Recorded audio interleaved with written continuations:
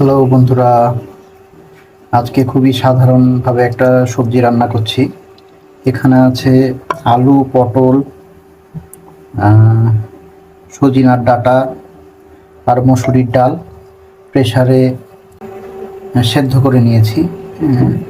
হলুদ দিয়েছি, জিরা ধনিয়ার গুঁড়া, সামান্য একটু মরিচের গুঁড়া দিয়ে সেদ্ধ করে নিয়েছি। এখন বাগার দিব। তরকারিতে আমি টমেটো ব্যবহার করব, আর এখানে পেঁয়াজ আর রসুন আছে। পাঁচ ফোড়ন, পেঁয়াজ রসুন দিয়ে এখন বাগার দিব। বন্ধুরা, এখানে পেঁয়াজ রসুন, সামান্য একটু লবণ আর টেস্টের জন্য সামান্য একটু পাঁচ ফোড়ন দিয়েছি। এখন আমি এগুলো ভালো করে ভেজে নেব লাল লাল করে। বন্ধুরা, এখানে পেঁয়াজ রসুন সব ভাজা হয়ে গেছে। এখানে কাঁচা লঙ্কা, টমেটো দিয়ে দেবো। দিয়ে টমেটোগুলো সেদ্ধ করে নিব, যে তরকারিটা দিব। টমেটো যেহেতু একবারে লাস্টে দিয়েছি, তাই এখানে আমি টমেটোগুলো একটু সেদ্ধ করে নেব, তারপরে কড়াইয়ে তরকারিগুলো দিয়ে দেব। এইভাবে রান্না করলে অনেক সুস্বাদু হয়, খেতেও ভালো লাগে।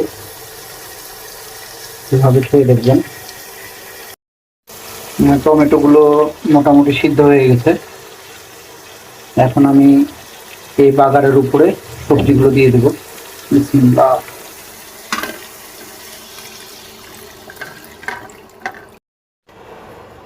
টমেটোগুলো সিদ্ধ হয়ে গেছিল। বাগারের উপরে আমি সবজিগুলো সব দিয়ে দিয়েছি। এখন লো হিটে 5 থেকে 7 মিনিট সবজিগুলো আমি ভালো করে ফুটিয়ে নেব।